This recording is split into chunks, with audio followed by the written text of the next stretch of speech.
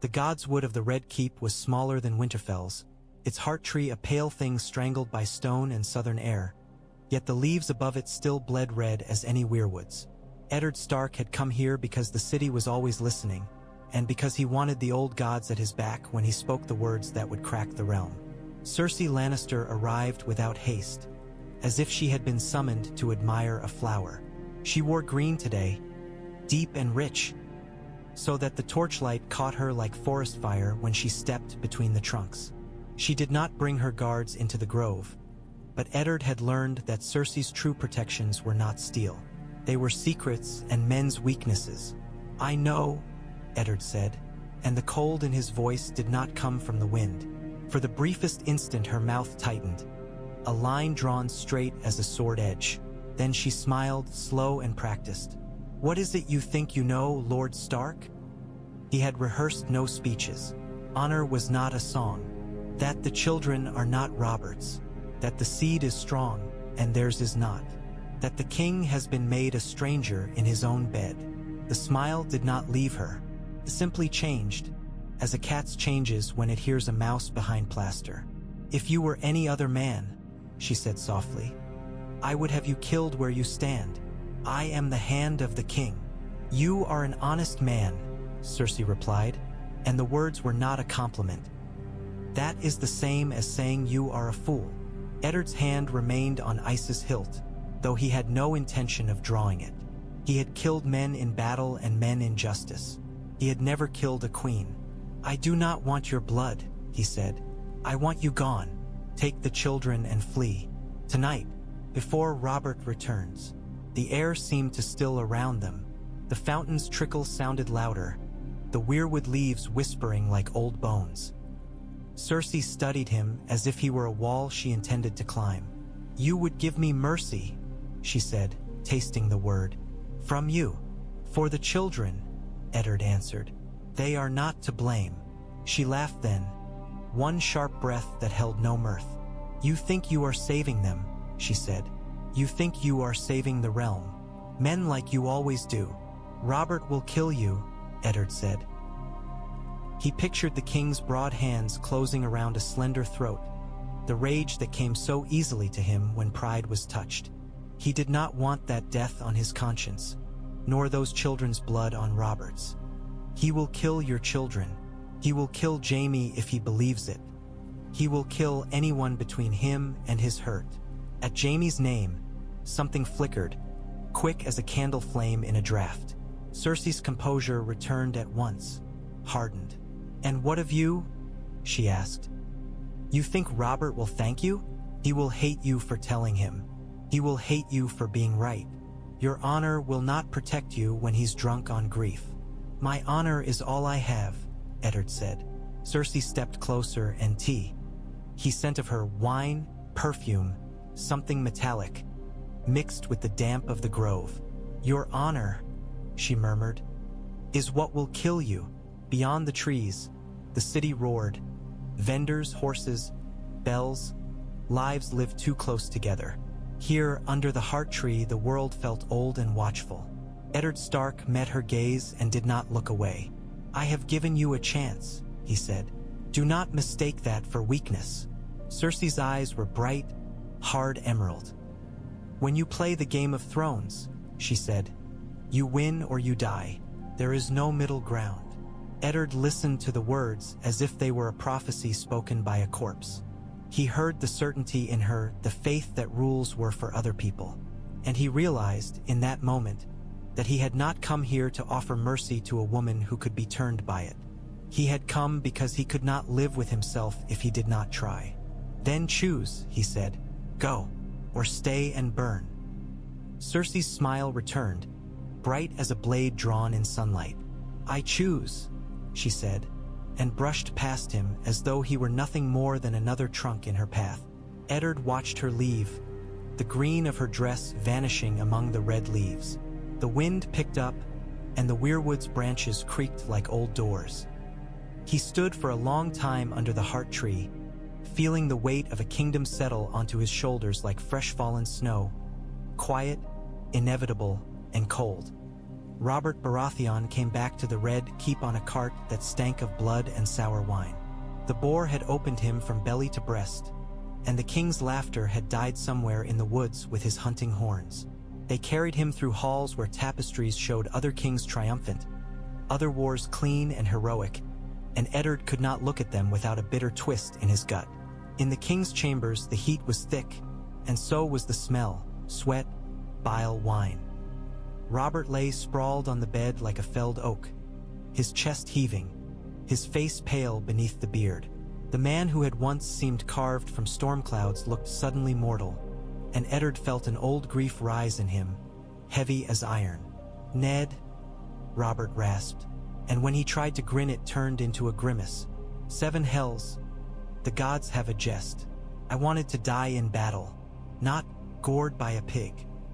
"You will not die," Eddard lied, "because friendship sometimes demanded lies the same way war demanded steel." Robert's eyes were watery, unfocused. "A boar's not a pig," he muttered, stubborn even now. "Big bastard. Came at me like a knight. Almost. I should've." He coughed and red flecked his lips. Grand Maester Pycelle fluttered near the bed like a worried hen, hands clasped. "Your grace must not speak," he wheezed. "The wound." "Stuff your beard in your mouth," Robert snarled weakly, then winced as pain punished him. His gaze found Eddard again, clinging. "Ned, you'll take care of them." Eddard's throat tightened. He knew which them Robert meant.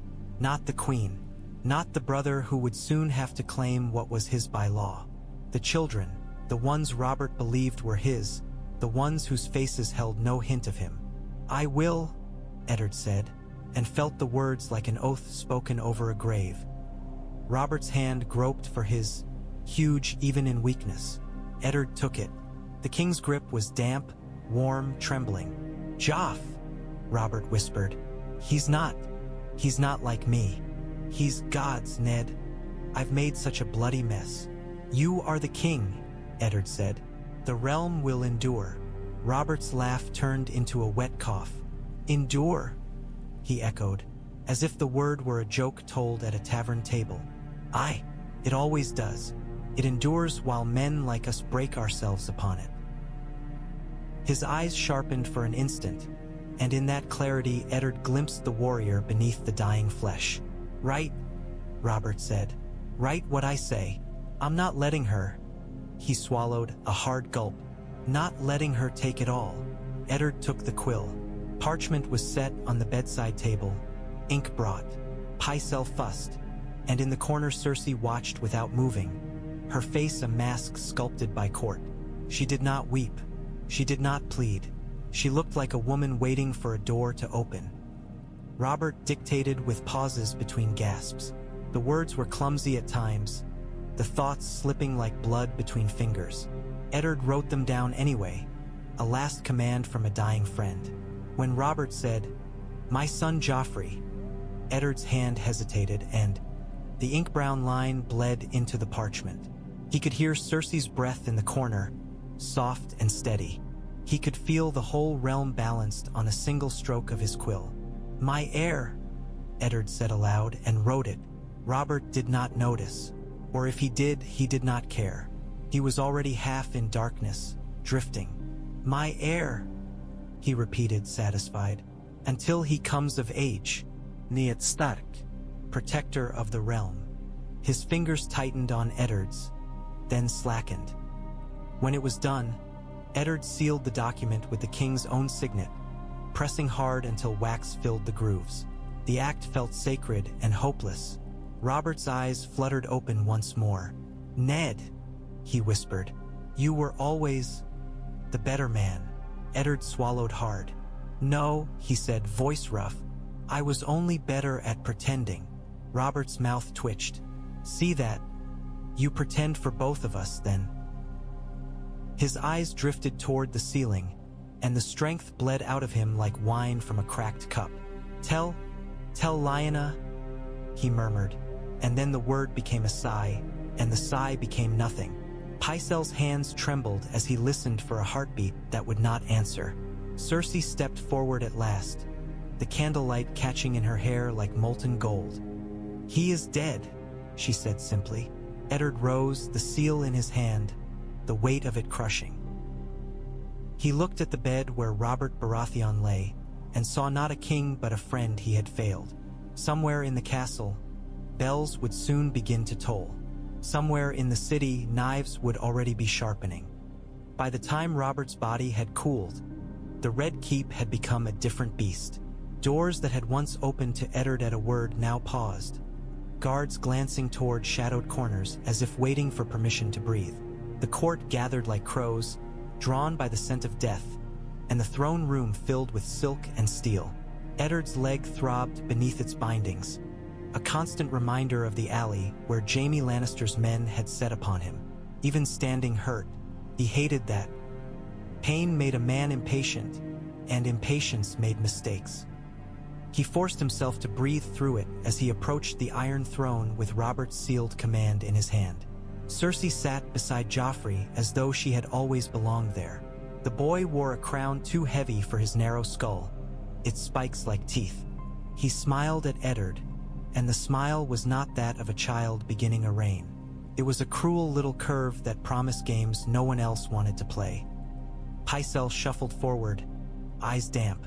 "The king is dead," he announced to the hall, voice quavering with practiced sorrow. "Long live the king! Long live the king!" The court echoed, a tide of sound. Eddard stepped forward. "Before we swear," he said, and his voice carried farther than he expected. "There is the late king's will." Silence rippled, then tightened. Cersei's gaze fixed on the parchment as if she could burn it with will alone. Joffrey's smile faltered, then returned, brighter. Eddard broke the seal and read, his words steady despite the pain. "Until my heir comes of age, I name Eddard Stark, Lord of Winterfell, as Lord Protector of the realm." "You dare!" Cersei's voice cut through like a whip. "It is Robert's command," Eddard said, holding up the parchment. "His lawful will." Joffrey rose. He was tall for his age, slender as a reed, but he carried himself like a prince in a song. "My mother says you are a traitor," he said, and the hall murmured approvingly at the simplicity of it. "My father," he paused, as if the word meant nothing but performance. "My father would never have given you such power.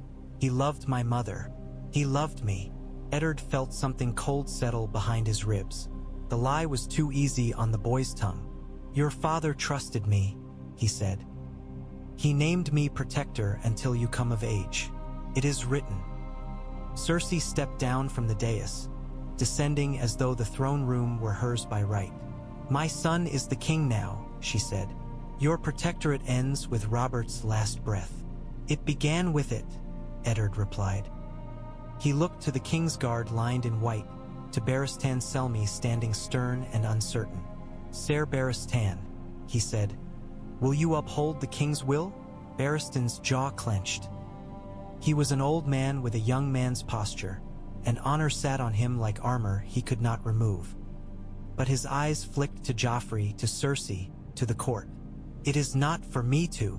It is for all of us," Eddard said, and felt desperation creep into his voice. "To uphold the law."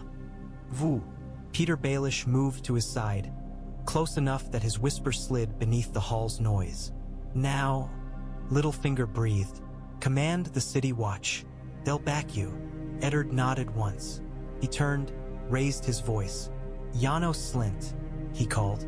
"By order of the king's will, I command the city watch to seize the queen and her children." The gold cloaks stirred. Their commander stood near the throne, broad and sweating, hands clasped. For a heartbeat, Eddard thought the game might actually end with law. Then Janos Slynt looked at Peter Baelish. He looked at Cersei. He looked at Eddard, and he smiled. "Take him," Janos Slynt said. The gold cloaks surged like a wave of dull gold and steel. Eddard's men, the few Northmen who had remained with him, drew swords, forming a ring around him. "Steel ran." Blood sprayed warm across marble. Someone screamed. The sound echoed up to the black iron points of the throne like a prayer answered by devils. Eddard reached for his own sword, but the pain in his leg made him slow, and slow was death. A gold cloak struck him from behind. He fell hard, parchment skittering across the floor like a wounded bird. His head hit stone, and stars burst behind his eyes. From the floor, he saw Cersei's boots, green leather polished. He saw Joffrey's face above her shoulder, bright with delight. He saw Peter Baelish's smile, small, satisfied, as if this had all been a bargain well made. A blade pressed against Eddard's throat, cold as winter water. "Lord Stark," a voice murmured near his ear, and he recognized Littlefinger's soft tone even in the chaos. "I did warn you not to trust me." Then the gold cloaks hauled him upright, chains biting into his wrists. Around him his men died quickly, one by one, their blood pooling on the floor where kings had once knelt for coronation. Eddard tried to count faces, to remember every name. He failed. The hall blurred. Cersei leaned close, her breath warm against his cheek. "I told you," she whispered. "There is no middle ground." Eddard Stark looked up at the Iron Throne, and for the first time in his life he understood that iron did not rule by strength alone. It ruled by the weakness of those who knelt before it. Darkness in the black cells was not a simple absence of light. It was a living thing, thick with damp, threaded with the stench of mold and old fear. Water dripped somewhere, slow and patient, as if the castle itself were counting the seconds until Eddard Stark broke. His leg burned. The bone had not healed properly even before the gold cloaks dragged him through halls and downstairs. Now every pulse was a hammer. His wrists ached where chains cut skin. He could taste blood in the back of his throat, copper and bitterness. He had woken once to pain and voices and a lantern's glare. A man had questioned him, Pycelle, trembling, and someone else whose face he couldn't see. He had been asked to confess treason. He had laughed, and the laugh had become a cough that tasted like rust. Then the darkness swallowed him again. When the door finally creaked open for the second time, he expected more questions. Instead, he heard the soft swish of silk. Varys entered with a lantern, its flame throwing fat shadows across the walls. He did not bring guards. He did not seem afraid of the rats. In the dim, his powdered face looked almost corpse-pale. "My lord," Varys said gently, as if greeting Eddard at a feast rather than in a dungeon. How uncomfortable. Eddard forced himself to sit, moving carefully. "If you have come to admire your work," he rasped, "take your fill and go." Varys's eyes widened with mock hurt. "Work? Oh no, my lord. I never work. I merely arrange." "You arranged this," Eddard said. He remembered the throne room, remembered steel and betrayal. "You watched it happen." "I watched." Varys agreed and set the lantern down. "One watches storms, too.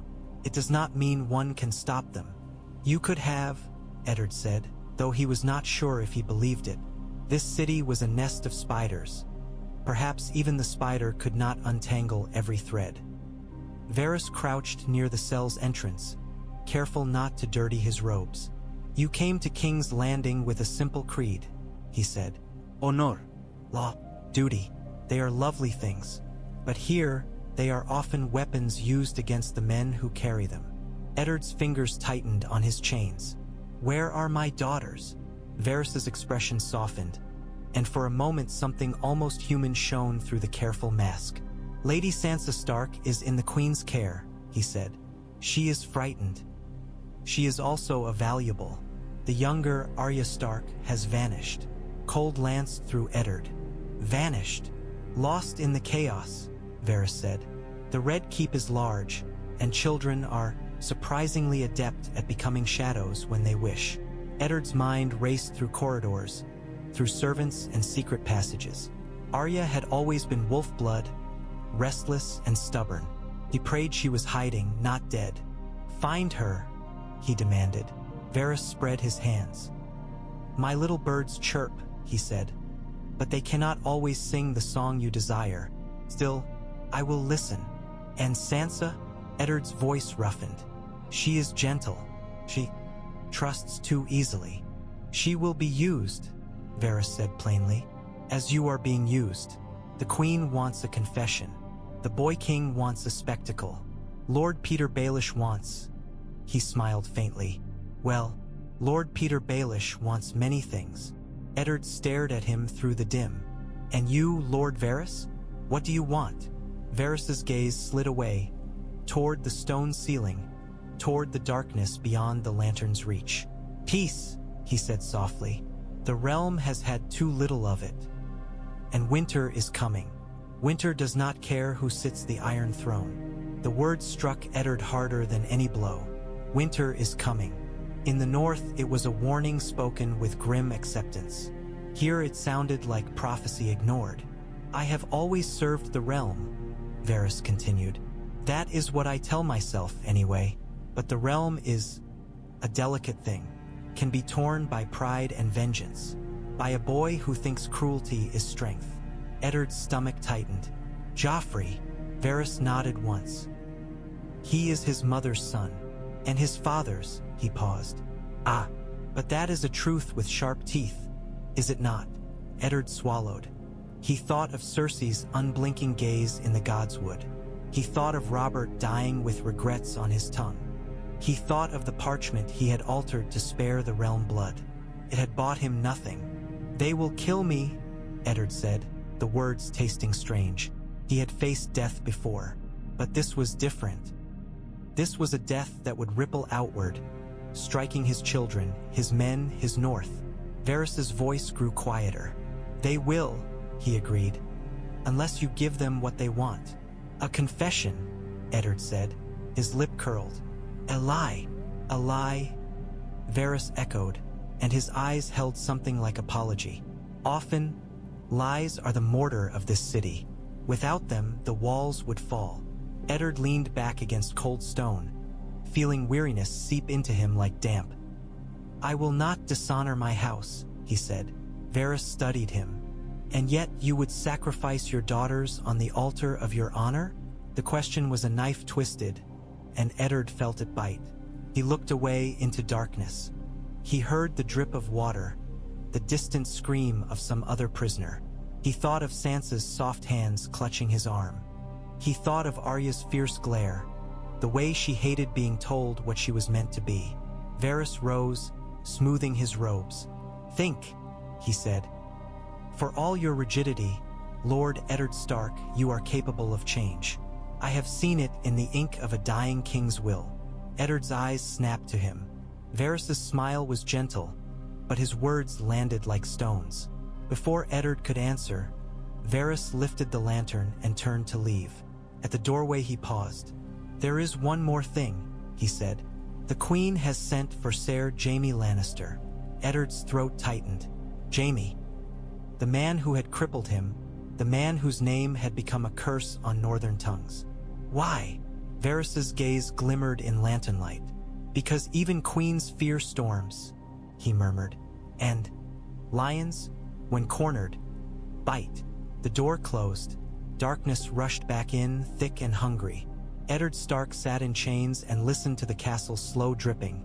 And for the first time he wondered if honor alone could keep his children alive. It was not the guard's footsteps that woke him. It was the silence that came before them, the sudden hush of rats, the pause in distant sounds, as if the dungeon itself held its breath. Light seeped under the cell door, thin as a blade. The lock scraped, iron groaned. The door opened. Jaime Lannister stepped into the threshold, and the lantern light caught in his hair like sunlight trapped in gold. He was not wearing his helm. His white cloak hung loose, unfastened at the throat, as if he could not bear its weight properly tonight. The man looked less like a shining knight and more like someone who had walked too far and found no end. Eddard pushed himself upright, pain blooming. Come to finish what you started in the street? He asked, voice rough. Jaime's mouth twitched. If I'd wanted you dead, Lord Stark, you'd be dead, he said. I was angry. I wanted you to feel something. I suppose I succeeded. Eddard's leg throbbed in answer. Your anger cost my men their lives. Your honor cost you your freedom, Jaime countered lightly. Then his gaze shifted past Eddard, taking in the cell's damp stone and chains. The light made his green eyes brighter, crueler. Or perhaps that was only Eddard's memory talking. "What do you want?" Eddard demanded. Jaime looked back at him. The casual mask slipped for an instant, revealing fatigue and something darker beneath. "My sister asked me to come," he said. "She said you have been troublesome." Eddard laughed once, bitter. Troublesome, a fair word for a man who tried to keep a kingdom from falling into the hands of bastards. Jaime's lips parted, as if he might retort, but he didn't. Instead, he leaned closer to the bars, resting his hand on cold iron. "You think you're the first man to tell me that?" he asked quietly. "That word, bastard, it follows me like a smell." Eddard stared. The man's voice held no easy mockery now. "Then you know," Eddard said. "You know what she has done." Jaime's gaze flickered toward the lantern, toward the guards standing a respectful distance away. "I know many things," he said softly. "Knowing is not the same as changing them." Eddard's fingers curled around his chains. "You could," he said. "You are the Kingslayer. Everyone knows what you are capable of when a king becomes inconvenient." Jaime's smile returned, sharp. "Ah," he said. "There it is. The accusation with teeth. Do you know what I did, Lord Stark?" "You stabbed Ares in the back," Eddard said, and the old contempt rose in him as naturally as breath. He remembered riding into the throne room with Robert's rebels, seeing the young knight in white sitting on the Iron Throne as if it belonged to him, sword still red. He remembered the disgust that had burned in his throat then. "While your oath still bound you." Jaime's eyes held his, unblinking. "I stabbed him in the back," he agreed, "and in the chest, and through the throat, if I recall. He bled rather beautifully for a man who liked to watch others burn." Eddard's jaw tightened. "You mock it." "I mock everything," Jaime said. "It's easier than telling the truth and watching honorable men like you choke on it." He leaned closer, voice lowering. "Ares meant to burn the city." Eddard froze. "What?" Jaime's gaze did not waver. He had caches of wildfire hidden beneath the streets, under the Sept, under the Flea Bottom hovels, under the Red Keep itself. He kept pyromancers like pets. He called me to his side while your father, your brother, your friends were dying in his dungeons, and he told me to bring him Tywin's head. Jaime's mouth tightened. Then he said, "Burn them all." The words hung between them, foul and heavy. Eddard tried to imagine it. Green fire roaring up through the city, stone melting, flesh turning to ash, children screaming, a million souls dying because a madman wanted to take his kingdom into the grave. "You expect me to believe you?" Eddard asked, though he did not know why he asked. Something in Jaime's voice had the ring of memory, not invention. "I don't expect you to do anything," Jaime said. "I'm beyond expecting. That's the gift your kind gave me. You looked at me on the throne and decided the story you wanted. A golden knight who broke his vows for glory. You never asked why." Eddard felt heat crawl up his neck, shame mixed with stubbornness. "Even if it is true," he said, "you still broke your oath." Jaime's laugh was soft, almost bitter. "And you would have kept yours," he said. "Would you have stood there in your pretty cloak and watched the city burn because a vow demanded it? Would you have let 1,000,000 die so you could die with honor?" Eddard's mouth opened, then closed. The question was not a theoretical blade. It was real, cut. "I would have found another way," Eddard said finally, but even to his own ears the words sounded thin. Jaime's eyes softened, only slightly, only for a heartbeat. "Perhaps," he said. "Perhaps you would have. You are very good at finding ways to suffer." He glanced toward the door, as if remembering why he had come. "My sister thinks you're dangerous," he said. "Not because you're strong, because you're stubborn." Eddard lifted his chin. "Tell her she is right." Jaime's mouth curved. "She already knows." He hesitated, and Eddard saw something restless move beneath the knight's skin, like a beast pacing a cage. "The boy," Jaime said abruptly. "Joffrey." Eddard's eyes narrowed. "What of him?" Jaime's gaze hardened. "He smiled while they chained you," he said. He smiled while your men died. He reminds me of Ares, in the way he likes to watch. He swallowed, and for the first time Eddard saw uncertainty in the Kingslayer's face. That should frighten you, Jaime said quietly. It frightens me. Eddard stared at him through the bars. The enemy before him was not the simple villain he had carried in his mind for years. Jaime Lannister had blood on his hands, yes, but perhaps so did every man who survived in this world. Perhaps some blood was heavier than others. What do you want from me? Eddard asked again, softer now. Jaime's eyes met his. Nothing, he said, and the words sounded like a lie he wished were truth. He stepped back from the bars. Sleep, Lord Stark, he added almost gently. You'll need your strength. They'll parade you soon. The door closed behind him.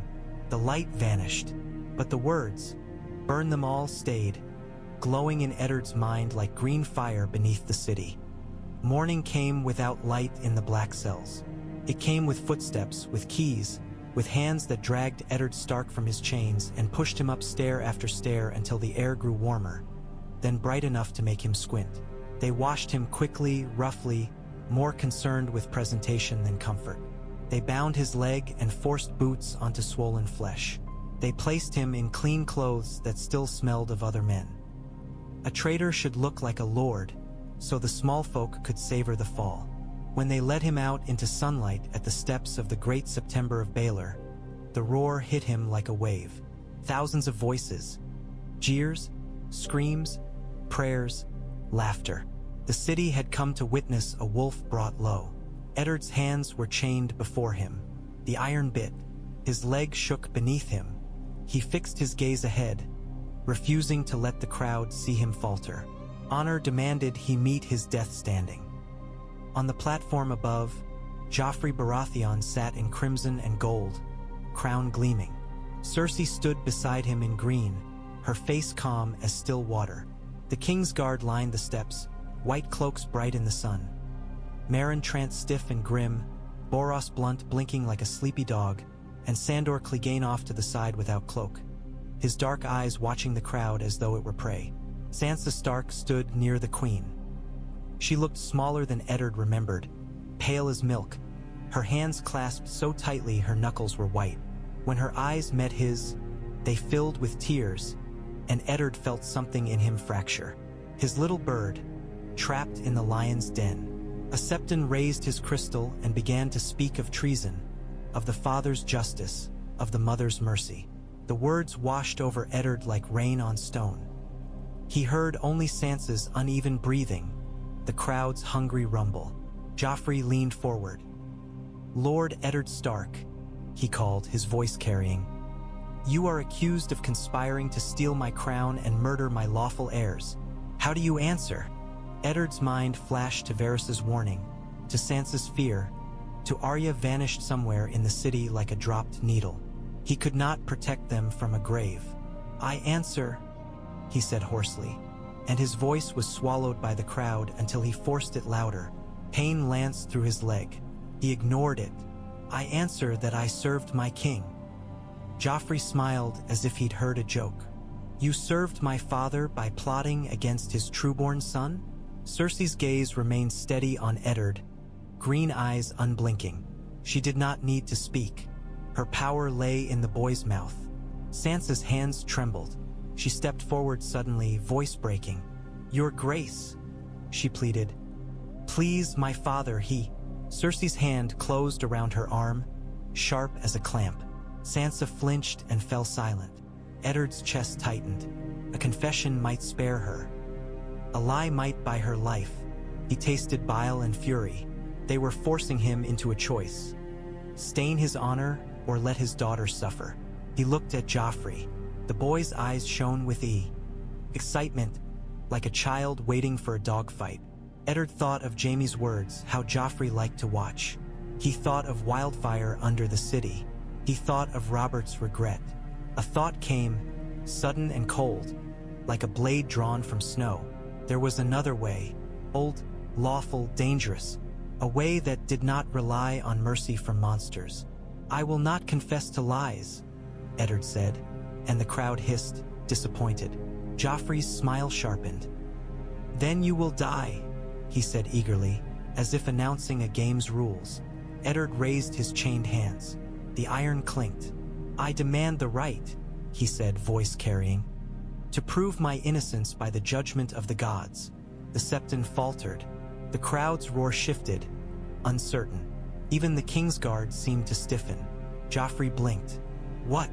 Trial by combat," Eddard Stark said, and the words rang out across the steps like a thrown gauntlet. "As is my right under the laws of the Seven Kingdoms." For a heartbeat, the city held its breath. Then voices erupted: shock, excitement, outrage. The Septon's crystal trembled.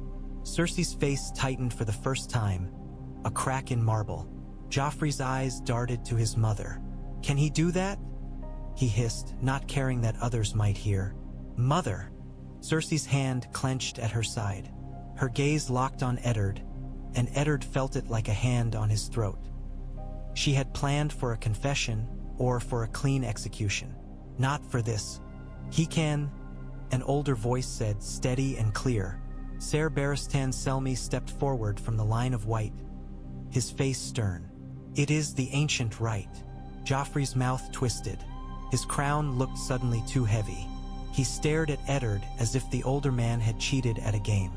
"Very well," Joffrey snapped, trying to recover his performance. "If you want to die with a sword instead of a rope, you may. Name your champion." Eddard breathed once, deep and slow, tasting dust and sunlight. He knew the name would strike like thunder. He knew it might fail, but it was the only move left that could force the realm to look. "I name," he said, voice steady despite the chaos, "Ser Jaime Lannister." The name hit the steps of Baelor like a stone thrown into still water. The ripples were immediate. Gasps, laughter, disbelief. The crowd roared again, but this time it was not hunger alone. It was confusion sharpened into excitement. Men shoved for a better view. Women clutched their children. Septons whispered prayers as if the gods themselves might descend to intervene. Cersei Lannister's composure shattered in a single blink. Her eyes widened, and for a heartbeat she looked less like a queen and more like a woman caught with a dagger in her hand. Then the mask snapped back into place, harder than before. "No," she said, and though she spoke to Joffrey, her gaze was fixed on Eddard. The word was a command dressed as denial. "He cannot." "He can," Barristan Selmy repeated, calm as stone. "The accused may name any champion who will fight for him."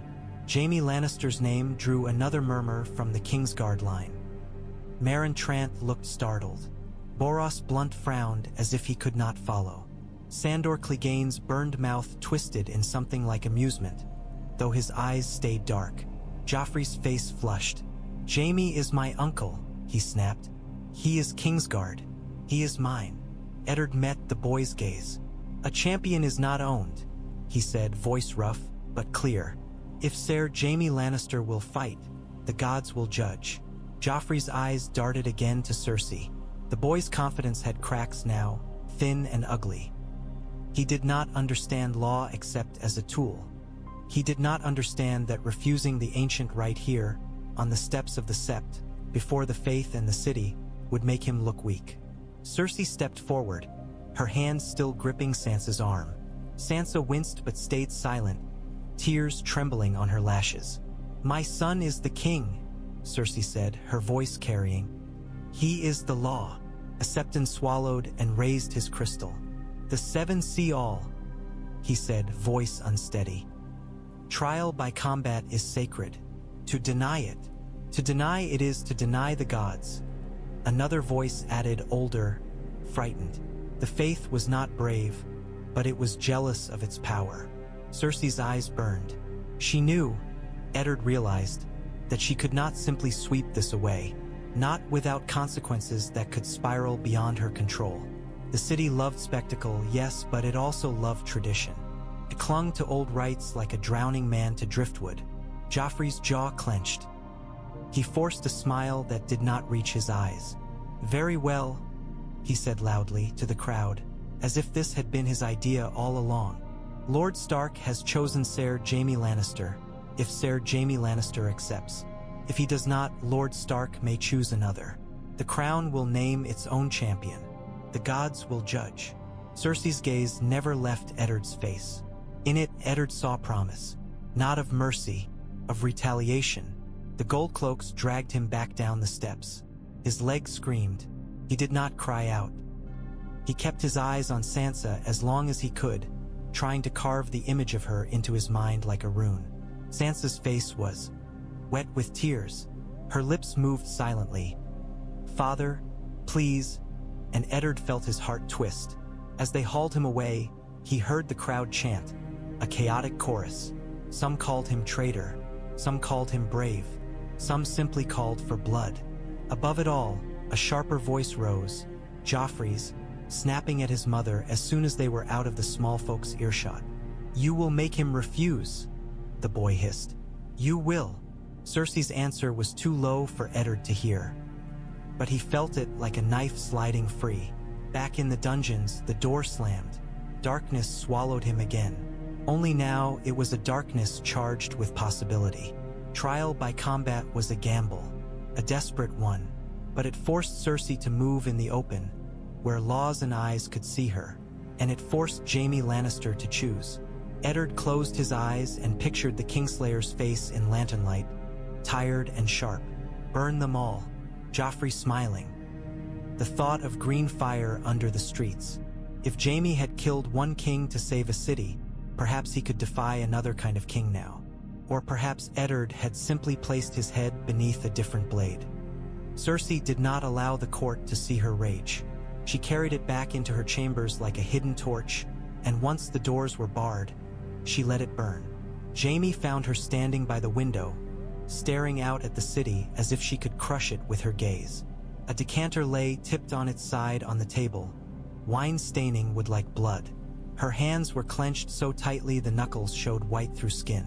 "You should have been there," Cersei said without turning.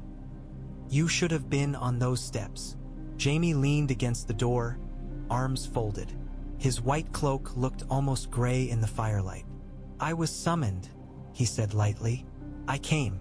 I heard the story. It's already becoming a better tale with every telling." Cersei spun on him, and the calm mask she wore for the world was gone.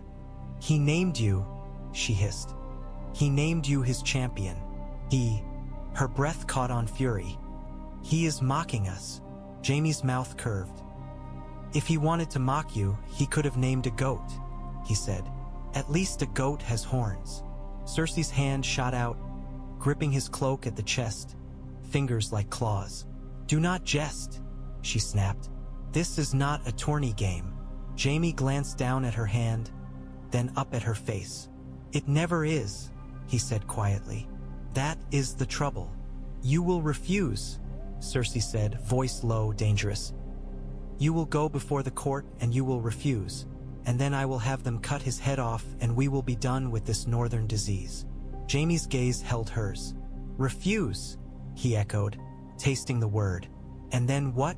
"The faith whispers that your son denied the gods. The small folk whisper that he is afraid. Lords whisper that the ancient rites are hollow now, that law is whatever the Lannisters say it is." Cersei's eyes flashed. "The lords can whisper," she said. "They always do. Let them. We have gold. We have swords. And wildfire under the city," Jaime said, and watched her face. Cersei went still. "What?" Jaime stepped closer, slow. "Do you know," he asked softly, "how many times I've walked past a pyromancer's shop and smelled it? The sharp sweetness, like rot dressed in perfume. Do you know what it reminds me of?" Cersei's grip tightened. "Do not speak to me of Ares," she said, each word clipped. "Why?" Jaime asked. "Because you fear the comparison? Or because you've begun to understand him?" Her slap came quick, a flash of movement. It struck his cheek with a sound like a snapped ribbon. Jaime's head turned. For a moment, neither of them breathed. Cersei's chest rose and fell. Her eyes shone bright, almost wet. "You are mine," she whispered, and the words were not love. They were ownership. "You are my sword, my shield. You will not be his." Jaime turned his face back, slowly. He touched his cheek where her hand had struck. The mark would fade. Something else would not. "I am not anyone's," he said, but his voice lacked conviction, and they both heard it. Cersei's mouth curved. "Do not lie to me," she said. "Not you. Oti now." Jaime's eyes flicked to the spilled wine, to the stain spreading. "He named me," he said, as if speaking the words aloud might make them less strange. "Eddard Stark, of all men." "He is trying to split us," Cersei said fiercely. "He knows you hate being commanded. He knows you have that sickness in you, that need to prove you're not what they call you." Jaime's smile flashed, bitter. "Kingslayer," he said. "Oathbreaker. Man without honor." He leaned closer, and his voice dropped. "Do you know what your son called for after the steps emptied? He wanted to see Stark's head on a spike anyway. Trial or no trial. He wanted to watch." Cersei's eyes narrowed. "He is a king," she said. "He must be feared." "He is a boy," Jaime said, and the words came out sharper than he intended. "A boy with a crown and no break on his cruelty." Cersei's face tightened. For a moment, Jaime saw something there that startled him. Not rage, not pride, but calculation. "If you accept," she said slowly, "and you fight for Stark, you fight against me." Jaime held her gaze. "If I refuse," he said, "I prove that the Kingsguard is only your kennel. That vows mean nothing unless they please you. And if I accept..." He trailed off. Cersei's fingers loosened on his cloak.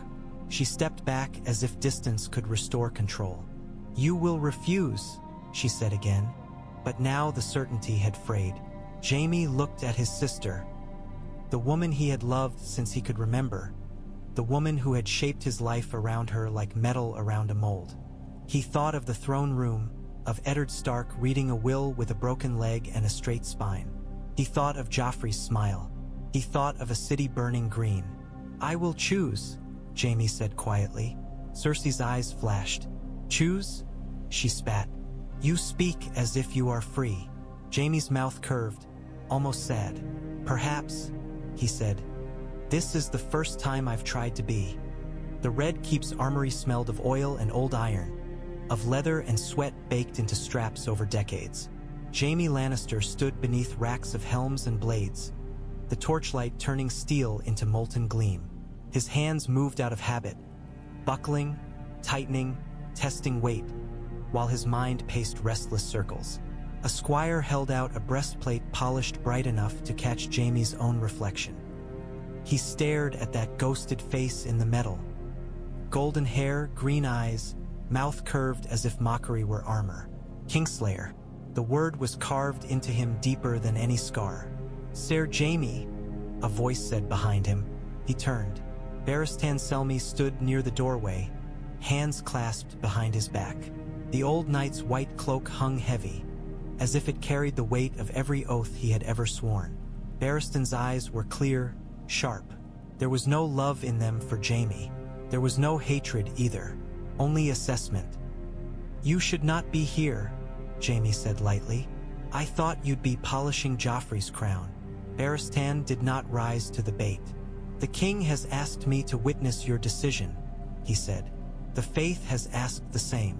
A septon stood behind Barristan, thin and nervous, holding a 7-pointed star pendant that glinted in torchlight like a warning. Jaime exhaled. "Everyone wants something," he said. "Even the gods." Barristan stepped closer, gaze steady. "You were named," he said. "It is unprecedented." Jaime snorted. "So is most of my life." Barristan's jaw tightened. "This is not a jest," he said. "If you accept, you may save Lord Eddard Stark's life, or you may damn it. You may split the Kingsguard. You may ignite war." Jaime's hands paused on the strap he was tightening.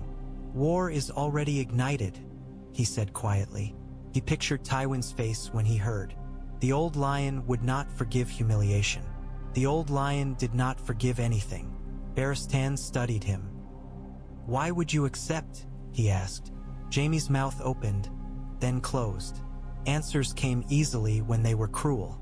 This one did not. Because the boy king is wrong, he said finally. Because the queen is dangerous. Because Eddard Stark is...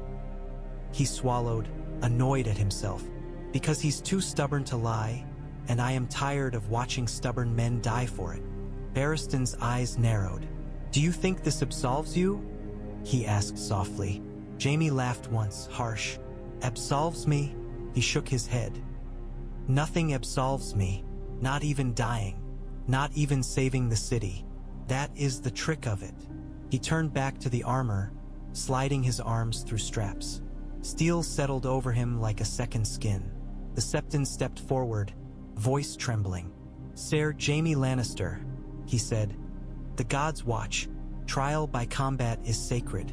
A champion fights as an instrument of divine judgment. Will you stand? Jaime cut him off. Will I stand with Stark? He said, tasting the absurdity. Or will I kneel with my sister? Barristan's gaze did not flinch. And which will you? He asked. Jaime tightened the final B. Uckle. He lifted his sword from the rack. Bright steel, familiar weight. He tested the balance, the edge. His reflection flickered along the blade, distorted. He thought of Cersei's hand clutching his cloak like a noose. He thought of Joffrey's eager voice calling for death. He thought of wildfire. He also thought, strangely, of a weirwood tree in the north, of a man beneath it saying he had offered mercy because he could not live with himself otherwise. Jaime turned, sword in hand, armor gleaming. Take me to the king, he said. Barristan nodded once, and in that single motion Jaime saw what true honor looked like. Quiet, stern, uncompromising. It did not forgive. It did not bend. Simply was. As they walked the corridors, servants and guards stared. Whispers followed them like shadows. Jaime kept his face calm, but inside something cracked and shifted, like ice breaking on a river. He was not doing this for Stark, he told himself. Not really. He was doing it because he could not bear to watch another king become a monster while everyone pretended the crown made it right. In the throne room, Joffrey sat high, chin raised, trying to look like a conqueror. Cersei stood beside him, eyes sharp and bright. When Jaime entered, every gaze in the hall snapped to him. Uncle, Joffrey said, voice oily with false warmth. You've heard Lord Stark's ridiculous choice. Tell him no. Jaime stopped at the foot of the dais. He looked at the boy. He looked at the queen. He looked at the courtiers who watched like gamblers at a pit. Then he spoke. I accept, Jaime Lannister said, and the hall inhaled as one. Cersei's face went white. Joffrey's smile shattered into fury. Jaime held his sword upright before him, point to ceiling. I will fight as Lord Eddard Stark's champion, he said clearly. Let the gods judge. Rain began that night, soft at first, then harder, tapping the stones above the black cells like impatient fingers. The air grew colder, the damp seeping deeper. Eddard Stark sat in darkness and listened, and with the rain came memories of Winterfell. Snow on stone, the scent of pine, the comfort of silence that was not hungry. The door opened again, and this time Eddard knew the footsteps before he heard them. Jaime's presence had a weight, like a drawn blade. The lantern's light fell across the cell, revealing Jaime in armor, white cloak draped over bright steel. For a heartbeat, Eddard saw him not as the man who had crippled him, but as a knight out of some old tale, shining, deadly, and tragically misplaced. Varys slipped in behind Jaime, soft as smoke. He set the torch down and folded his hands, eyes gleaming with curiosity. What a charming little gathering, Varys murmured. Eddard's eyes stayed on Jaime. You accepted, he said, voice low. Jaime's jaw tightened. I did, he replied. His hand rested on his sword's pommel as if he needed the contact to keep himself steady. Eddard swallowed. Gratitude felt strange in his mouth when directed at a Lannister. Why? He asked. Jaime's mouth curved faintly, not quite a smile. Because I'm a fool, he said. Or because I'm bored. Choose whichever makes you hate me less. Eddard did not take the bait. Because of Joffrey, he said. Because of the city. Jaime's eyes flickered, and in that flicker Eddard saw it, the truth he did not want spoken. Jaime Lannister was afraid, not of death, of what the world might become if no one drew a line. You are still her brother, Eddard said. Still Kingsguard. Jaime's voice hardened. And you are still honorable, he snapped quietly. Do you want me to kiss your ring and swear fealty? I'm not your man, Stark. I'm simply not hers either. Not in this. Varys watched them like a man watching fire spread, delighted and wary. This is quite unprecedented, he sighed. If the gods have a taste for novelty, they will be thrilled. Eddard ignored him. His gaze held Jaime's. My daughters, Eddard said. The words came out rawer than he intended. Sansa is in their hands. Arya is missing. If I lose, you die, Jaime said flatly. And your daughters will be bargaining chips until they're not useful anymore. He looked away for a moment, toward the dripping wall. I know. Eddard's chains clinked as he shifted forward. Then hear me, he said, and the old northern iron came into his voice. If you fight for me, you fight for them as well. You do not win this by killing a man on a platform. You win it by forcing the realm to see law again. Jaime's eyes narrowed. And how do you plan to do that from a cell? Eddard's mouth tightened. By living, he said. By getting back to my daughters. By warning my friend's brothers. By keeping the realm from tearing itself apart. Varys's smile softened. How inspiring, he murmured. How doomed. Ard looked at him. You came, he said. Why? Varys spread his hands. Because I like the realm intact, he said. Because I would prefer not to see the streets running with blood before winter. And because... His eyes glittered. Because it is rare to see a lion turn its head away from meat. Jaime's gaze snapped to Varys. Be careful, he warned. Varys inclined his head. Always, he said, and yet his eyes remained amused. The queen is furious, he added, voice lowering. She has named the crown's champion. Eddard's stomach dropped. Who? Varys's smile widened slightly, as if savoring the drama. Ser Gregor Clegane, he said. Jaime went very still. The torchlight caught in his eyes, turning them into green glass. Of course, he said softly. Of course she did. Eddard's hands tightened in his chains. Gregor Clegane, the Mountain, a man built like a siege tower, with a reputation for brutality that made even hardened soldiers speak in uneasy tones. Jaime Lannister was a great swordsman, but greatness did not make a man invulnerable. Eddard stared at Jaime, and the reality of what he had done settled like snow. He had thrown his life into a duel between monsters and legends.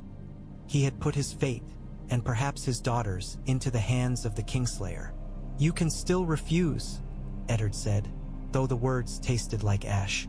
If you do, Jaime's laugh cut him off, bitter. And hand her what she wants? He asked. No. If ed. At least it will be for something more interesting than my sister's boredom. Eddard held his gaze. If you win, he said, they will not let me walk free. Not truly. Cersei will find another way. Jaime's mouth tightened. I'm counting on it, he said quietly. Because if she tries, she does it where others can see. Eddard's throat tightened. He thought of the north. He thought of Robb, of Catelyn, of the wall and the darkness beyond it. He thought of Robert's hand gripping his as life slipped away. He thought of Sansa's eyes on the Sept steps, pleading. Then listen, Eddard said, voice low, fierce. If I live through this, and if you live through this, you will help me get my daughters out. You will help me stop Joffrey from becoming what you fear. Jaime stared at him for a long moment. Then his gaze dropped to the chains on Eddard's wrists, to the bruises, to the stubborn set of his shoulders. When Jaime finally spoke, his voice was quieter. I will try, he said. That is all I can promise. Trying is the only honor I have left. Varys sighed, almost content. How very noble, he murmured. It would be touching if it were not so dangerous. Jaime turned toward the door. Get some rest, he told Eddard, and there was no mockery in it now. Tomorrow the gods will decide whether you're a traitor. Eddard watched him go, white cloak vanishing into darkness. The rain continued to tap above, steady and relentless. Eddard Stark sat in chains and breathed through pain, through fear, through the Cayenne. I'll edge that in the morning his life would hinge on a Lannister's blade. Somewhere above them, in the Red Keep's warm rooms, Cersei Lannister would be plotting. Somewhere in the city, Arya Stark would be hiding or running. Somewhere, in a chamber filled with gold and firelight, a boy with a crown would be dreaming of blood. Eddard closed his eyes and whispered a prayer. Not to the Seven, and not to the gods of stone septs, but to the old gods of the north who watched silently through carved faces and red leaves. Let this gamble buy them time, he thought. Let it buy my daughter's life. Let it buy the realm a chance to see what it is becoming before it is too late. Dawn in King's Landing arrived like an accusation.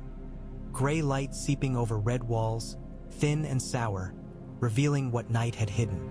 Jaime Lannister met it in the yard with a blade in his hand and a restlessness in his blood he could not name without laughing at himself. Steel sang against steel. The practiced sword in his grip was blunted, but the weight was true enough, the balance familiar. He drove forward hard, then slipped aside, letting the other man's counter-strike pass through empty air. Ser Boros Blunt moved like a cart with a loose wheel, wheezing, blinking as if each exchange surprised him. "Stop," Jaime said, and Boros halted grateful. A young squire offered a cloth. Jaime took it, wiped sweat from his brow, and looked past the rack of practice weapons to the far end of the yard, where the shadow of a man moved like a tower. Ser Gregor Clegane trained alone, if what he did could be called training. He did not spar. He cut. He cleaved at posts sunk into the ground, splintering thick timber with each swing as if he meant to split the world. His great sword rose and fell with dull inevitability, and the sound of it landing was like a butcher's cleaver on bone. Jaime felt the yard narrow around that figure, the air tightening. He had faced men larger than himself before. Size could be solved. But Ser Gregor was not merely size. He was appetites given armor, a soft scrape behind him. Jaime turned and found Ser Barristan Selmy beneath the archway, white cloak motionless. The old man's presence made the yard feel like a sept, solemn and cold. "You are early," Jaime said. "I do not sleep well when the realm turns," Barristan replied. He watched Gregor's practice for a moment, expression unreadable. "You have chosen your path, Ser Jaime." Jaime snorted. "It appears the path chose me." "A champion is a declaration," Barristan said. "Not just in steel, in loyalty." Jaime's mouth curled. "Then I have declared I am loyal to what exactly? A man in chains? The gods? A city that would stone me if it could reach the right angle?" Barristan's gaze slid to him, sharp. "Perhaps to the law." Jaime laughed once, but it came out thin. "The law," he echoed. "You mean the thing we all pretend exists?" "Pretending keeps men alive," Barristan said. "Sometimes it keeps kingdoms alive." On the pillar nearby, Sandor Clegane shifted, the movement of a bored dog sensing blood. He had been there the whole time, half in shadow, face unreadable beneath the ruin of old burns. "The mountain will try to end it fast," Sandor said. His voice was rough as gravel. "He'll come straight through you, like he comes through everything." Jaime tossed the cloth back to the squire. "So I won't be there," he said. "Not where he expects. Not long enough for him to decide what kind of death he wants." Sandor's burned mouth twitched. "You think you're quick enough." "I know I am," Jaime said. Barristan stepped closer, boots scraping stone. "Speed is not the only tea. Hing," he warned. "A duel is not a dance when the other man does not care if he dies. Some men will accept a wound if it means giving one." Jaime's gaze flicked to Gregor again. The mountain swings were tireless, brutal, and the posts did not bleed. "Then I cannot afford to trade," Jaime said quietly. "I have to take and never give." Sandor's eyes narrowed. "You've never fought him," he said. Not truly. Jaime met Sandor's stare, and for a moment the air between them grew charged. Then tell me, Jaime said, you've seen him close. You know how he moves when he's not putting on a show for whores and small folk. Sandor's jaw flexed. He looked away, toward Gregor, and the hatred in his eyes was old and deep. He doesn't stop, Sandor said at last. He doesn't tire. He doesn't feel pain the way men should. And when he gets frustrated, he swallowed. He breaks things, people. He breaks them because he can. Barristan's voice was quieter. If you win, he said, you will make enemies who do not forgive. Jaime's smile returned, sharp as a drawn knife. I already have enemies who do not forgive. The old knight studied him. Do you know what you are doing? Barristan asked. Jaime looked at his hands, strong, scarred, familiar. Hands that had held a crown's fate. Hands that had pushed a sword into a king's back while the world judged him for it with easy certainty. I know what I am trying to do, Jaime said. I am trying to stop the next madness before it has a chance to call itself law. Sandor's laugh was ugly. You're doing it for Stark, he said, mocking. Jaime's eyes snapped toward him. I'm doing it because the boy king is a monster in the making, he said. And because my sister thinks she can tame him with cruelty. He lifted his practiced sword again, felt its weight. And because somewhere beneath all this gold and rot, there is still a city full of people who will scream when green fire eats their streets. Barristan's expression tightened at that, as if he heard a truth he did not want to touch. He did not ask. He only watched. In the far end of the yard, Gregor's greatsword fell again, splitting another post. Wood burst and toppled like a man's spine breaking. Jaime breathed in, slow. He lifted his sword. Again, he said to the squire, and began to move. Faster, cleaner, carving the morning air into lines he could trust when everything else failed. Flea Bottom smelled like 1,000 lives pressed together until they soured. Fish guts, sweat, smoke, piss, cheap wine. Arya Stark moved through it with her head down and her hood up, one hand tight on the bundle under her cloak where Needle lay wrapped in cloth. She had not slept in a bed since the day the Red Keep turned its knives inward. She had slept under stairs, behind barrels, in a stable loft where rats moved like silent thieves. Hunger hollowed her belly, but fear was sharper, and it kept her moving. She listened to voices the way Sirio Farrell had taught her, listening for intent, for weight, for the difference between a guard's boots and a drunk's stumble. The city watch were searching. Gold cloaks flashed like coins in the street, and whenever she saw them she became smaller, less real, a shadow slipping between bigger bodies.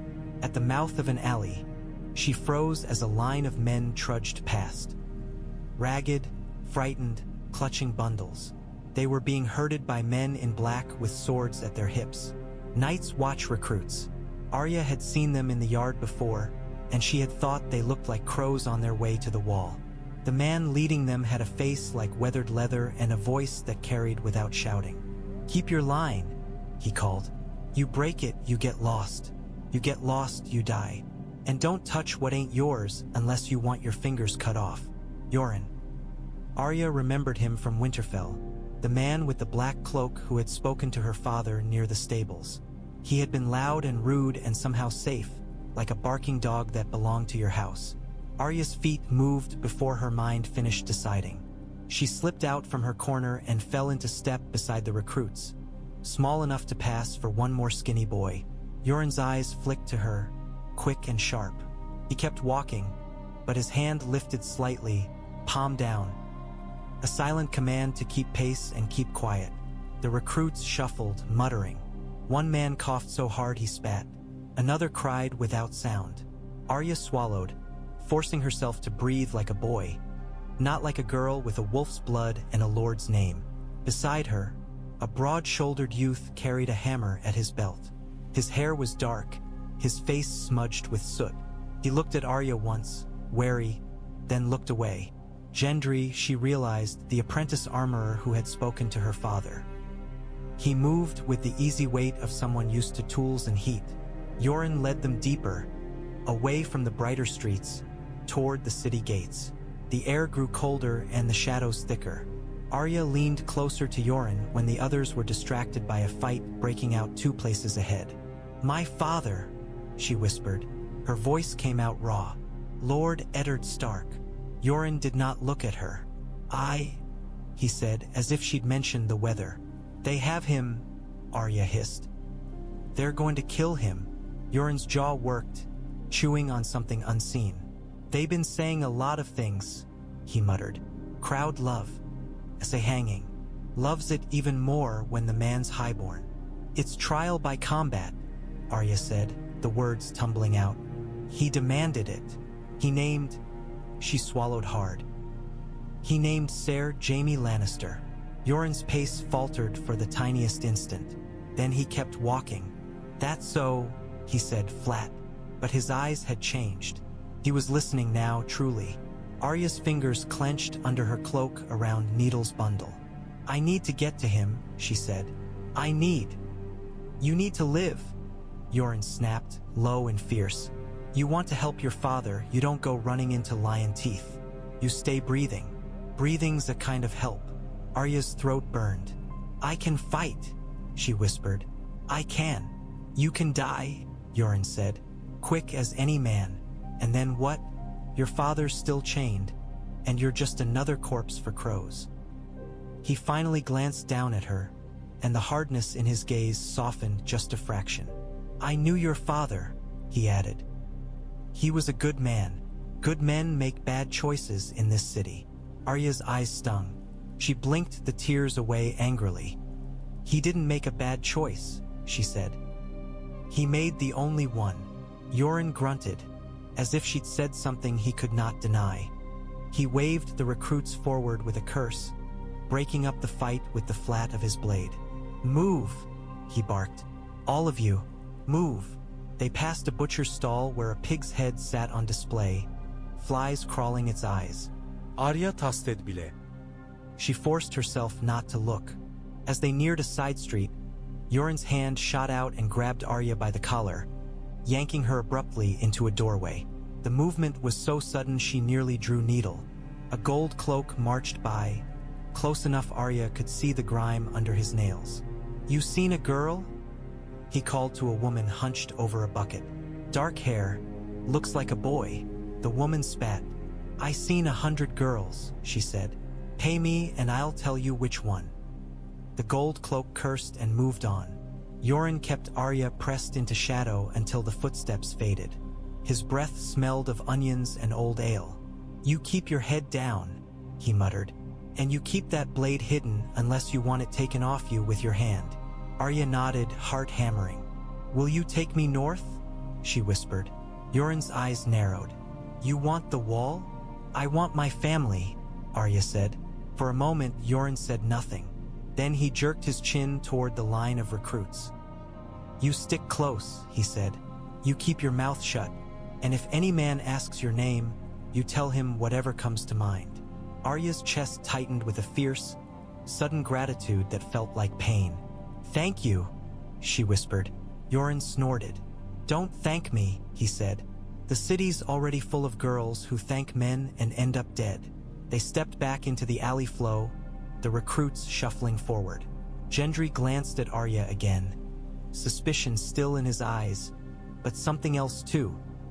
Recognition, perhaps, or the simple knowledge that they were both running from something larger than themselves. Above them, the Red Keep's towers rose like clenched fists against the gray sky. Somewhere behind those walls, Arya's father waited for a duel that might save him or kill him, and Arya Stark walked north in the company of crows, carrying a needle-thin sword and a hatred she did not yet know how to spend. Sansa Stark sat so straight her back ached, as if perfect posture could hold her fear in place. The solar was warm, scented with lemon and rosewater, with clean linens and polished wood. It was a room built to make a girl forget that death lived only a few corridors away. Cersei Lannister poured tea as if she were pouring peace. Her hands were steady. Her hair caught the morning light and burned gold. She moved with the calm confidence of someone who had never doubted the world belonged to her. "You look pale," Cersei said. and her tone held just enough sympathy to sound convincing. "Have you eaten?" Sansa's throat felt tight. "A little," she lied. Cersei smiled faintly. "You must," she said. "A lady must keep her strength, especially now." She set a cup before Sansa, delicate porcelain painted with vines. "Your father has made things complicated." Sansa's fingers trembled as she wrapped them around the cup. The tea smelled sweet. She did not drink. "He is not a traitor," Sansa said, the words barely more than breath. Cersei's gaze slid to the cage of songbirds near the window. They fluttered and hopped, bright little things trapped behind bars gilded to look beautiful. "In this world," Cersei said softly, "truth is less important than what people believe." Sansa swallowed. "He demanded trial by combat," she said, as if saying it aloud might make it more real. He named Ser Jaime Lannister." Cersei's mouth tightened for an instant, then smoothed. "Yes," she said, "an unusual choice. Will Ser Jaime fight?" Sansa asked, and hated herself for how desperate her voice sounded. Cersei lifted her cup, sipped, and set it down with measured grace. "He has accepted," she said. The words struck Sansa like a gust of winter air. Hope rose in her chest, fragile and painful. Her father might live. Her father might come to her. He might take her home. Cersei watched her expression change and smiled, almost kindly. "You see," she said, "the gods are merciful. Perhaps this will all end neatly." "Neatly," Sansa whispered. The memory of her father dragged, bleeding through the throne room did not feel neat. The memory of Joffrey's smile did not feel neat. Cersei's eyes were bright. "If your father is innocent," she said, "the gods will prove it. And if the gods prove it," she paused, as if tasting the words, "then your father will have to show humility. He will have to make amends." Sansa's grip tightened on the cup. "What do you mean?" Cersei leaned forward slightly, green gown whispering against the floor. "I mean," she said, voice silky, "that your father has insulted my son. He has called into question his right to rule. Even if the gods favor him, words cannot be unspoken. Your father must admit he acted rashly. He must swear fealty. He must kneel." Sansa's heart lurched. "He will," she said quickly. "He will do anything. He just wants his daughters," Cersei finished for her, and the warmth in her voice was an illusion now. Yeah. "Yes. That is why you will help me." Sansa's mouth went dry. "Help you?" Cersei's gaze cut sharp as glass. "You will write to your father," she said. "You will tell him you beg him to make peace, to bend, to confess whatever my son wishes him to confess, if it means saving you." Sansa stared, horrified. "But he is not guilty." Cersei's smile was small. "Guilt is a word men use to decorate outcomes," she said. "The truth is this. Your father's pride has endangered you. You will tell him to put it aside." Tears rose in Sansa's eyes. "If he confesses, they'll kill him anyway," she whispered, voice breaking. She remembered the way Joffrey had looked at her when he spoke of traitors. He wanted blood. He always had. Cersei's fingers tapped the table once, a small sound that made Sansa flinch. "If he confesses," Cersei said, "my son will be gracious. He will spare him. He may even send him to the wall. Your father will live." Sansa wanted to believe it. She wanted to cling to it like a drowning girl clinging to driftwood. But the image of Joffrey's eyes, cold and delighted, rose in her mind, and the driftwood felt rotten. Ser Meryn Trant shifted by the door, metal creaking softly. His presence reminded Sansa that her choices were not truly choices. Cersei reached across the table and took Sansa's hand, her grip cool and firm.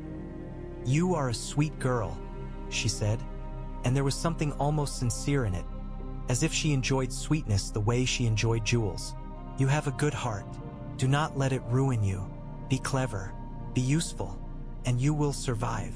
Sansa's breath shuddered. "My sister," she whispered. "Arya, have you found her?" Cersei's eyes did not change. "No," she said simply. Perhaps she has run away. Perhaps she is dead. Children disappear in this city. It is not uncommon. Sansa's vision blurred with tears. She hated the queen. She hated herself for being afraid. She hated the city and its walls and the way it swallowed everything. Cersei squeezed her hand a little harder. "You will write," she repeated, gentle as a lullaby. Sansa nodded because refusing felt like stepping off a cliff. "Yes," she whispered. Cersei released her hand and rose. She crossed to the birdcage and opened the small door. One bird fluttered out, frantic. It flew into the window pane with a dull thud, then fell, stunned, to the floor. Cersei watched it without expression. "Poor thing," she murmured. Sansa stared at the bird's trembling body and understood the lesson. A cage could be gilded, and a window could look like escape, but the city always had glass waiting for anyone foolish enough to fly straight into hope. They unchained Ned Stark's hands for the first time since the Sept steps, and the sudden freedom felt like a trap. His wrists were bruised and raw, the skin split where iron had bitten. When his fingers flexed, pain flared, but he welcomed it. Pain meant his hands still belonged to him. Varys set the quill and parchment on the damp floor between them as if laying down offerings. The lantern's light made the ink glisten like fresh blood. "You are being given a rare gift," Varys said softly. A moment in which words might still matter. Eddard's eyes narrowed. "Nothing is given in this city," he rasped. "What do you want?" Varys's smile was small. "I want you alive," he said. "Or rather," he tilted his head, "I want the realm alive. You are temporarily useful to that outcome." Eddard's mouth tightened. "My daughters are useful to you too," he said. "That is why you came before. Have you found Arya?" Varys's expression softened. "Not yet," he admitted. "My birds have heard rumors. Of a boy with a sword in Flea Bottom, of a girl with wolf eyes. Rumors are wind. They carry truth sometimes. They carry lies more often." Eddard's chest tightened. He forced his voice steady. "If she is alive, find her," he said. "If she is dead..." The words failed him. Varys watched him a moment, eyes bright with something unreadable. "You love them," he said. "That is both your strength and your weakness." Eddard did not answer. He stared at the parchment. It was blank, waiting. "You asked for this?" Varys said, nodding toward the quill. "A message. One. It must be short. If it is long, it is suspicious. If it is suspicious, it is intercepted. If it is intercepted..." His smile did not change. "Then you are dead before the duel even begins." Eddard's hand hovered over the quill. His thoughts raced through names and loyalties. Robb was in the north. Catelyn had gone to the Riverlands. The realm was fracturing already. He needed to warn someone who could move with authority, with law. Stannis. Stannis Baratheon was hard as iron and twice as unforgiving, but he was the lawful heir. He would not bend to Cersei's will if he had proof. He would bring the weight of Dragonstone down on King's Landing like a hammer. Eddard dipped the quill. Ink trembled at the tip. "What will you tell him?" Varys asked, voice gentle, curious. Eddard wrote slowly, the motion stiff in his bruised fingers. He kept the words plain as he always had. Deception did not come naturally. He made himself do it anyway. To Stannis Baratheon, Lord of Dragonstone. The realm is in peril. Robert is dead. The Queen holds the court. Come with speed and with the law. Bring proof. Trust only those you must. He paused, ink drying. Proof. The truth of Joffrey's birth. If Stannis came without it, he would bring only war, not legitimacy. Eddard's jaw tightened. He wrote again, the words heavier. The children are not Robert's. The Queen's brother is the father. Jon Arryn died for learning it. I am held for saying it. Demand justice. The quill shook slightly at that last line, not from fear but from the sheer weight of saying the truth so plainly on paper. He pictured Cersei's face if she saw those words. He pictured Jaime's green eyes, tired in lanternlight. He pictured wildfire. Varys watched him write, eyes glinting. How direct! he murmured. You truly cannot help yourself. Eddard finished with a simple seal mark. No wax, nothing that could draw attention. He handed the parchment back to Varys. Will you send it? He demanded. Varys took it between two fingers like something delicate. I will try, he said. Try is all any of us can promise. He tucked it into his sleeve. If Stannis comes, he added, the realm will bleed, but perhaps it will bleed less than it would otherwise. Eddard's gaze hardened. Less bleeding is still blood, he said. Indeed, Varys replied, but sometimes one must choose which wound the patient can survive. Eddard's hands were chained again. Iron clicked shut. The cold returned. Before he left, Varys paused at the door. One more thing, he said. Ser Jaime Lannister has asked that you be brought to the duel. He wants you to see the judgment. Eddard's breath caught. Why? He asked. Varys's smile was almost fond. Perhaps, he said, because he wants someone honorable to witness whatever he becomes in the next hour. The door closed. Darkness pressed in again. But now Eddard had done something. Small, dangerous, necessary. He had sent a blade of truth out into the world, and he could only pray it reached the right hands before the city swallowed it whole. Cersei met Ser Clegane in a corridor that smelled of torch smoke and stone dust, far from the bright halls where courtiers watched her every blink. Here, the Red Keep felt more honest, hard, narrow, built for defense and secrets. Ser Clegane filled the space like a wall. He did not bow deeply. He did not smile. His eyes behind the helm's shadow were small and dark, like holes burned into a face. Your Grace, he rumbled, voice thick. Cersei did not flinch at the size of him. Power did not always come from height. Ser Clegane, she said, calm as ice. You have been named the crown's champion. Gregor's mouth twitched, almost a grin. Good. Cersei stepped closer, close enough to smell him. Sweat and leather and something sour beneath, like meat left too long in heat. You will fight Ser Jaime Lannister, she said. Gregor's eyes narrowed slightly. The Kingslayer, he said. The Kingslayer, Cersei agreed. Her voice did not change. You will end him. Gregor's grin widened now, slow and hungry. I will, he promised. Cersei's gaze held his, unblinking. Not just defeat, she said softly. And make it final. Make it convincing. Gregor's breath rasped. He is quick, he said, as if acknowledging a nuisance. He is, Cersei replied, and he is loved by fools who still believe pretty stories. That love must be broken. She let the silence stretch, then added, do not make it clean. Gregor's eyes gleamed. I can break him, he said. Piece by piece. Cersei's mouth curved faintly. Good, she murmured, and there was no pleasure in it. Only relief at a tool behaving as expected. Behind Gregor, men of the City Watch waited, helmets under their arms, shifting uncomfortably. Janos Slynt was not among them, but his presence was, his stink of bought loyalty. Cersei turned her head slightly, addressing the men without fully looking at them. You will keep the crowd back, she said. You will keep order. Aye, your grace, one man said quickly. And if anything goes wrong, Cersei continued, voice still soft, you will remember who feeds you. They nodded, fear shining in their eyes. Men like that did not love queens. They loved gold and the promise of surviving their own choices. Cersei faced Gregor again. If you succeed, she said, there will be rewards, lands, gold, whatever you desire. Gregor's grin showed teeth. I desire to kill, he said simply. Cersei's eyes did not blink. Then kill, she said. As she turned to leave, Gregor spoke again, voice like stone grinding. And the Stark?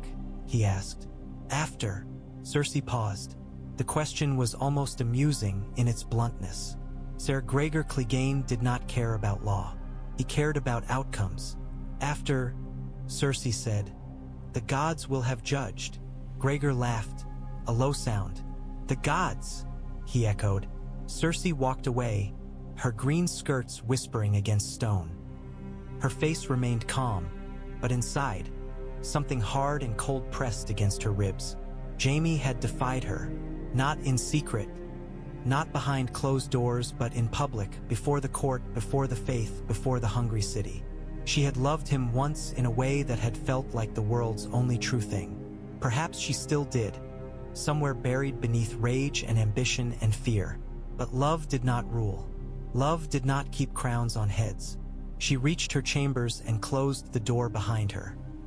For a moment she stood alone in the quiet, breathing in the scent of lavender oil and burning candles, and she pictured Jaime in the yard at dawn, sweating, focused, moving like a blade in a skilled hand.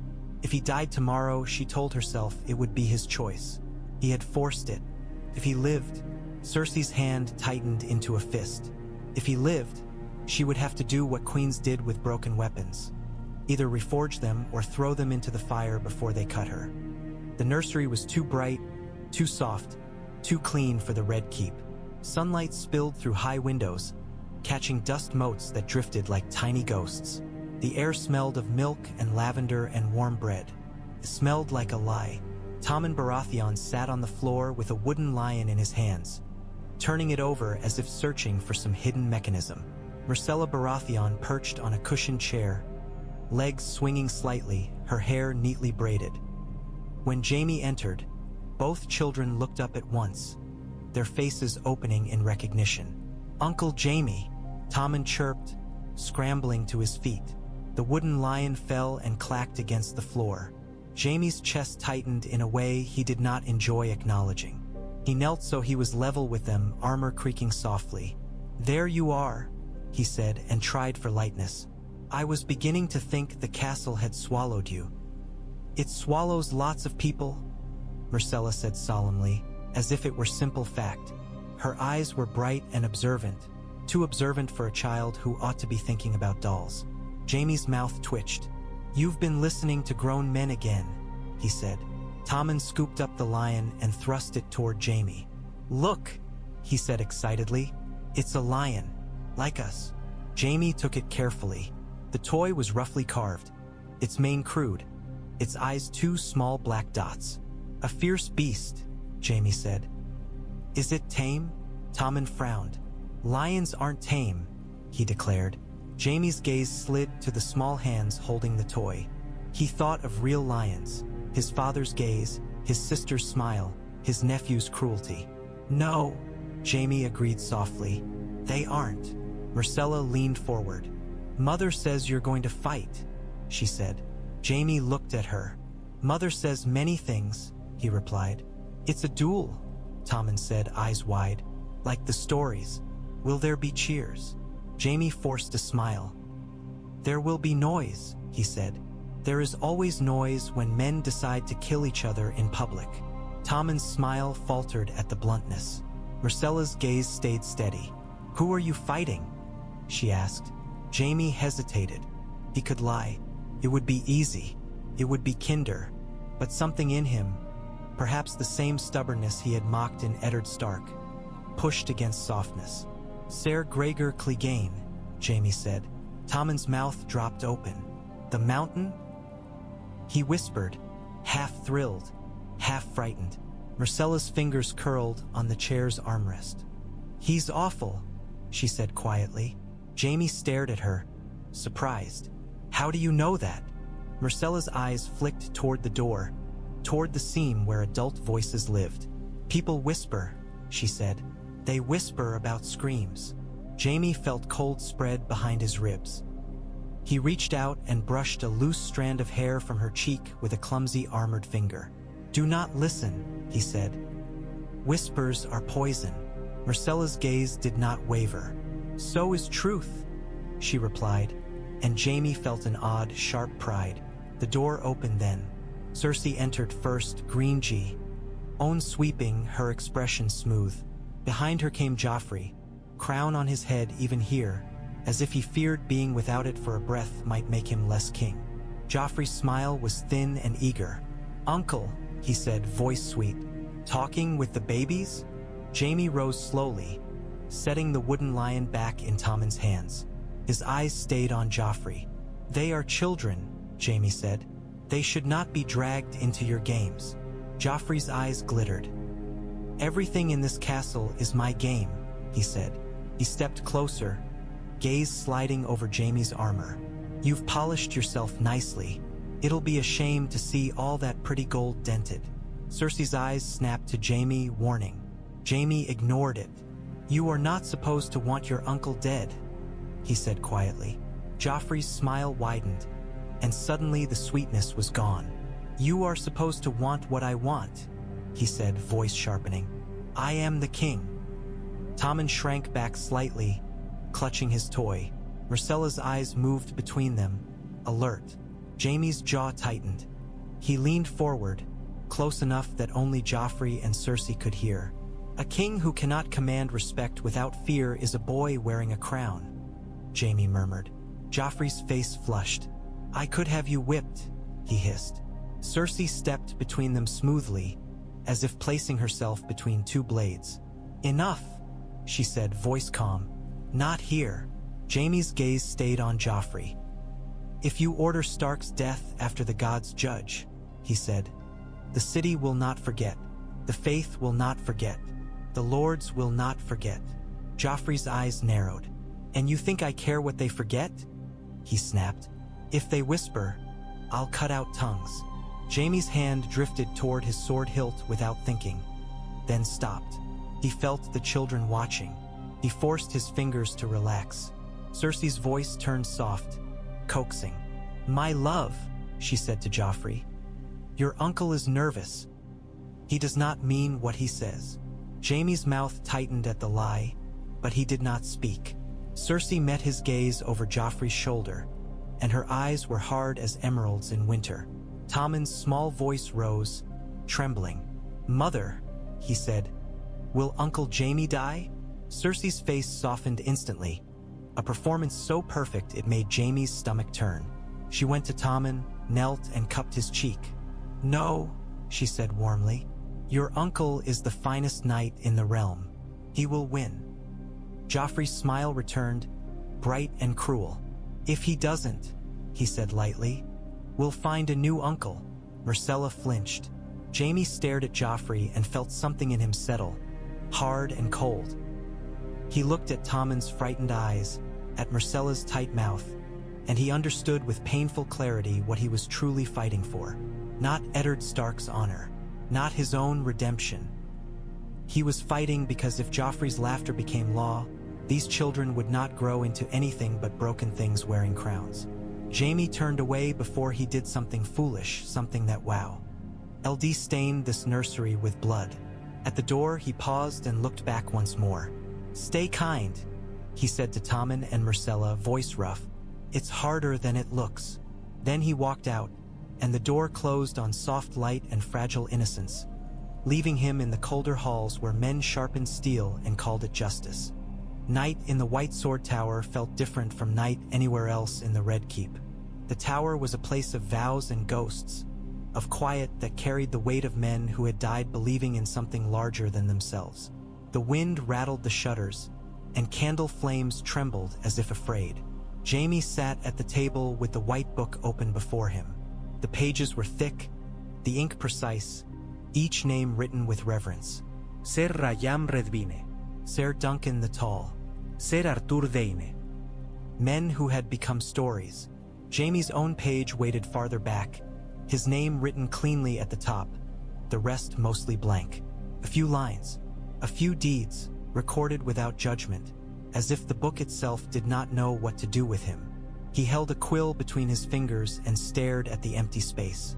Kingslayer, he thought, and the word was ink that would never wash away. His hand drifted toward the page as if he might write something true for once. But truth was not something he knew how to set down without it becoming a weapon. The door opened with barely a sound. Jaime did not turn. He had heard the footsteps. Ser Barristan Selmy entered, white cloak brushing the floor like snow. He closed the door behind him and stood for a moment, looking at the open book. "You keep company with ghosts," Barristan said. Jaime's mouth twitched. "They're quieter than the living," he replied. Barristan stepped closer, eyes scanning the pages. His gaze paused on Jaime's name, the blankness beneath it. "Do you ever regret it?" he asked suddenly. Jaime's fingers tightened on the quill. "Regret what?" he asked, though he knew. "Killing Ares," Barristan said. Jaime laughed once, harsh. "You ask that now," he said. "After all these years of looking at me like I was dung on your boot." Barristan's face did not change. "I looked at you that way because you broke your vows," he said. "Because I could not reconcile what I saw with what I believed the Kingsguard should be." "And now?" Jaime asked, voice low. Barristan's eyes were steady. "Now I see a man willing to break again," he said. "For reasons he claims are larger than himself." Jaime's jaw tightened. "I broke once to stop a city from burning," he said. "I am breaking now to stop a boy from becoming his own kind of wildfire." Barristan's gaze sharpened at the word. "Wildfire," he repeated softly. "You speak of it often." Jaime's mouth tightened. He did not want to talk about the jars hidden beneath streets, the smell of green death, the memory of a king whispering "burn them all." He had carried it alone because no one had asked, and when they did, it was only to condemn. "Some truths rot if they stay buried," Barristan said quietly, as if reading Jaime's silence. "If you know something that endangers the realm, you should speak it." Jaime's laugh was bitter. "And who would believe me?" he asked. "You? The man who would rather die than admit a vow can be wrong." Barristan's eyes narrowed. "A vow is not a command to commit evil," he said. "It is a command to resist it." Jaime stared at him. The words hit strangely, familiar and alien at once. He thought of Ned Stark, stubborn as stone. He thought of the choice he had made under the Iron Throne long ago, with a king's blood on his blade and a city's life in his hands. "Perhaps," Jaime said, and his voice softened despite himself, "we are both men trying to resist evil in the only ways we know." Barristan looked at him for a long moment.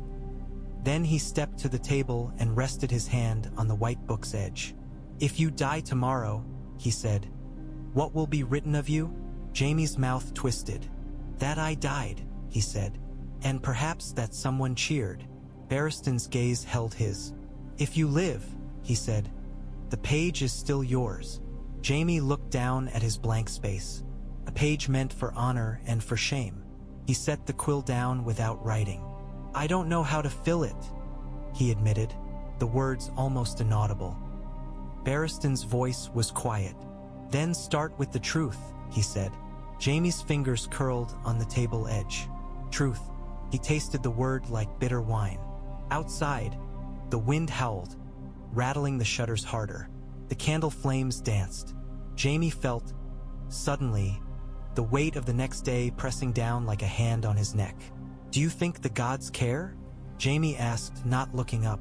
"Do you think they really judge? Or is it all just men killing each other and calling it sacred so they can sleep afterward?" Barristan's answer came without hesitation. "The gods judge through us," he said, "through what we choose to do when no one forces our hand." Jaime lifted his gaze. "Then the gods will be watching," he murmured. Barristan nodded once. "They will." When Barristan turned to leave, he paused at the door. "Ser Jaime," he said, "tomorrow fight clean. Fight true. Do not become what you hate in order to win." Jaime's mouth curved faintly. "That's rich," he said. Barristan's eyes flicked back, stern. "It is necessary," he replied, then left, closing the door softly behind him. Jaime sat alone again with the white book open, the candlelight flickering over empty space. He looked at his name, and for the first time in a long time, he wondered if he could become something other than the story everyone had decided to tell. The city gathered early, as if afraid the gods might begin without them. By mid-morning, the plaza before the Great Sept of Baelor was a living mass of bodies. Small folk packed shoulder to shoulder, nobles in brighter silks holding perfumed cloths to their noses, septons moving through the crowd like pale fish in a dark sea. The air smelled of sweat and dust and anticipation, the sharp tang of fear braided with excitement.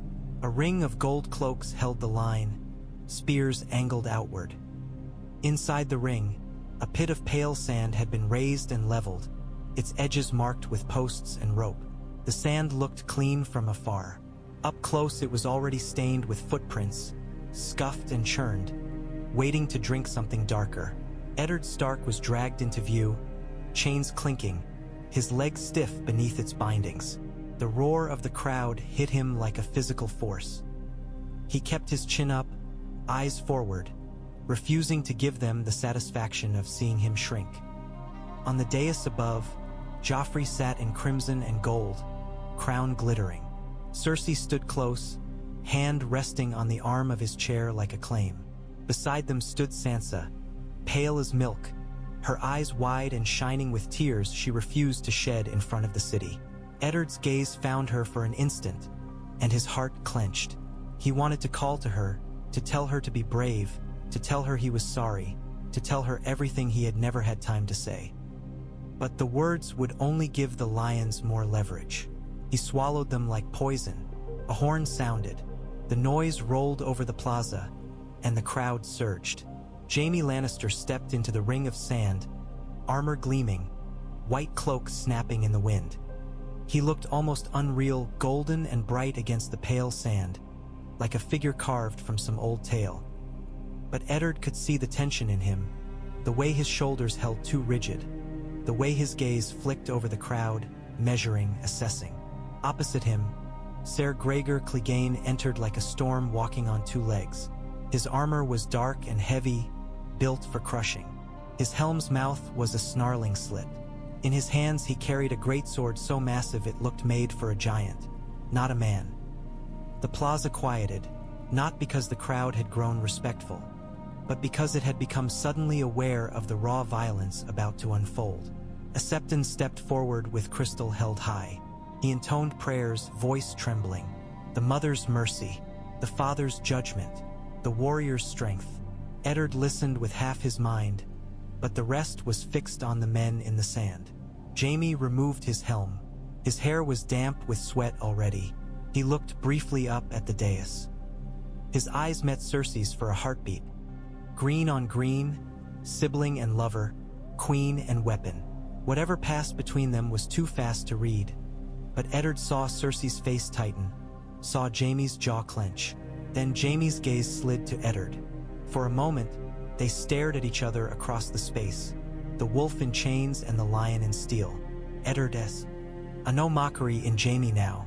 He saw grim determination, and something else beneath it, something almost like fear. Eddard lifted his chin slightly. Not a bow, not submission. A simple acknowledgement. I see you.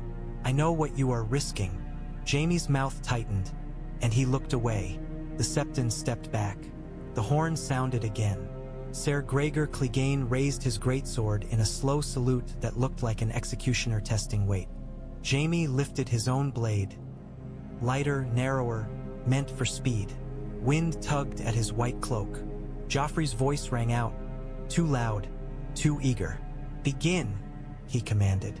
And in the instant before steel met steel, Eddard heard the crowd inhale, heard the city hold its breath like a beast savoring the moment just before it fed. Ser Gregor moved first. He came forward in a brutal rush, greatsword swinging in a broad arc meant to end the fight in one stroke.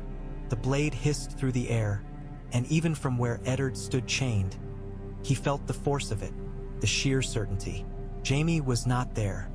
He slid aside as if the wind had moved him, feet carving quick patterns in the sand. The great sword bit nothing but air and sand, throwing up a spray that glittered in sunlight. The crowd roared, half disappointed, half thrilled. Gregor did not pause.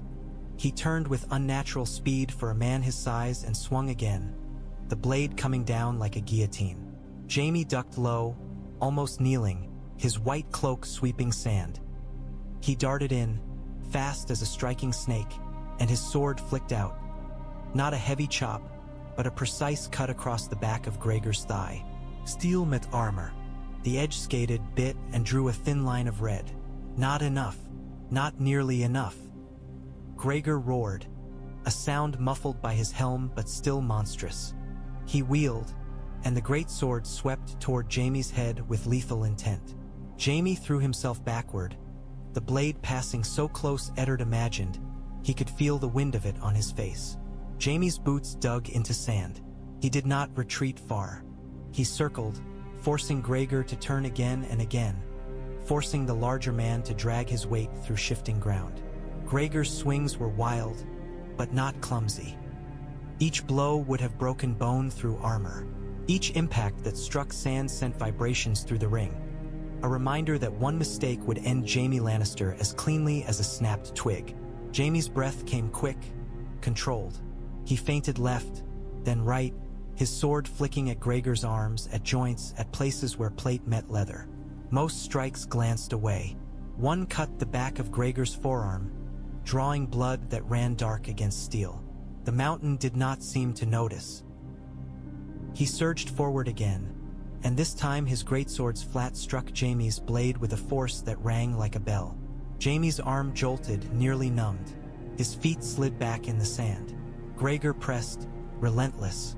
His blade came in a brutal overhead chop. Jaime raised his sword to catch it, and the impact drove him down, knees buckling. Sand puffed around his boots. The crowd screamed. Sansa's gasp cut through the noise like a knife. Jaime rolled away at the last instant, the great sword smashing into the sand where his head had been. The blow sank deep, burying steel. For a heartbeat, the mountain had to wrench it free. That heartbeat was all Jaime needed. He sprang forward, driving his sword into the gap beneath Gregor's arm, where the plate lifted with movement. The blade punched through leather and flesh. Gregor grunted. The first sound that suggested pain had found him. Jaime ripped the sword free before the mountain could clamp down. Blood spattered the sand. Jaime's white cloak caught a few droplets, bright red on white.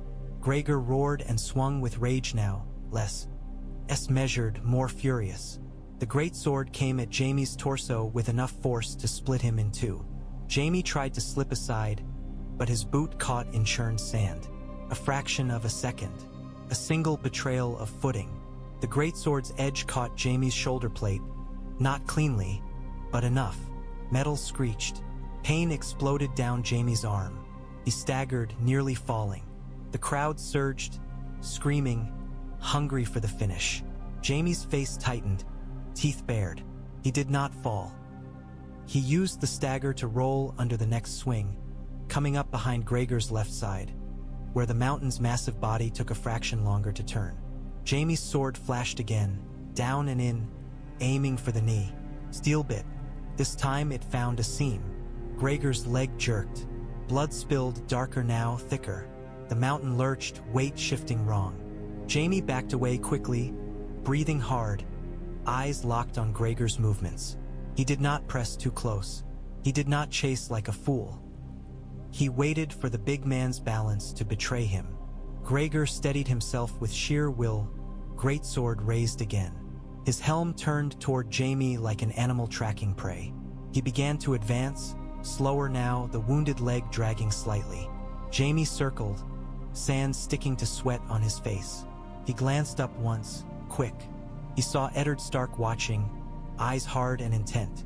He saw Sansa gripping the rail above, lips parted in silent prayer. He saw Cersei's face, a mask, but cracks at the edges. He saw Joffrey leaning forward, eyes bright with delight. Jaime's gaze snapped back to Gregor. This had to end. The longer it went, the more chances for chance to kill him. Gregor lunged again, blade sweeping wide. Jaime darted in under the arc, close enough to smell the mountain's breath through the helm's slit, close enough to feel the heat of his body like a forge. Jaime drove his sword upward, aiming for the throat. Gregor's gauntlet hand shot out and caught Jaime's blade near the hilt, stopping it. The force of Gregor's grip was monstrous. Jaime felt the metal flex. He felt his own wrist strain. Gregor dragged Jaime closer with that grip, as if pulling in a fish. The great sword in his other hand began to rise, slow and inevitable, toward Jaime's neck. Time narrowed. Eddard's breath stopped. The crowd's roar became distant, muffled by the pounding of blood. Jaime's eyes flashed. He let go with his left hand, slipping it down and wrenched a dagger from his belt. A short blade, sharp and simple. He slammed it into the gap beneath Gregor's jaw, where helm met gorget. The dagger went in with a wet resistance. Gregor's grip loosened.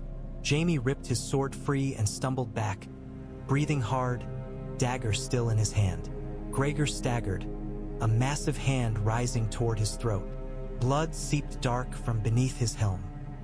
He swayed, tried to lift his great sword again, stubborn even in death. Jaime did not wait. He stepped in fast and drove his sword through the mountain's throat gap in. A single, ruthless thrust. Gregor froze. His great sword slipped from his hand and fell into the sand with a heavy, final thud. For a heartbeat, the plaza held its breath. Then Ser Gregor Clegane toppled forward like a collapsing wall, and the sand drank deep. For a moment, the world was soundless. Jaime Lannister stood with his sword lowered, chest heaving, sweat and blood slicking his skin beneath armor. The white cloak on his shoulders fluttered in the wind, stained red now in scattered splashes, like snow marked by a wounded animal. Ser Gregor Clegane lay in the sand, the great bulk of him unnaturally still. Blood seeped from beneath his helm and darkened the pale ground, spreading slowly, as if even death took its time with a man like that. Then the plaza exploded. The crowd's roar rose like a breaking wave. Cheers, screams, prayers, curses, laughter. Some shouted Jaime's name as if he were a hero from old songs. Some shouted that it was sorcery, that no man should kill the mountain. The noise was feral, uncontained. Sansa Stark clutched the rail above and bent forward, tears streaming down her cheeks.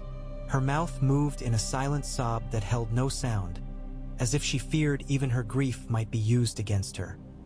Eddard Stark stared at the sand, at the fallen champion, at Jaime standing over him, and felt something strange loosen in his chest.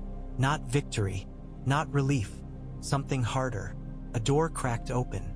The gods had judged if gods cared about such things, and their judgment had been delivered by the man Eddard had once despised most. A Septon's voice rose, trembling with awe. "The gods have spoken," he cried. "Lord Eddard Stark is innocent." The words fed the crowd's frenzy. Innocent, innocent. The chant began, scattered at first, then gathering. It rolled through the plaza like thunder. On the dais, Joffrey Baratheon shot to his feet, face flushed crimson with fury. "No!" he shouted, voice cracking.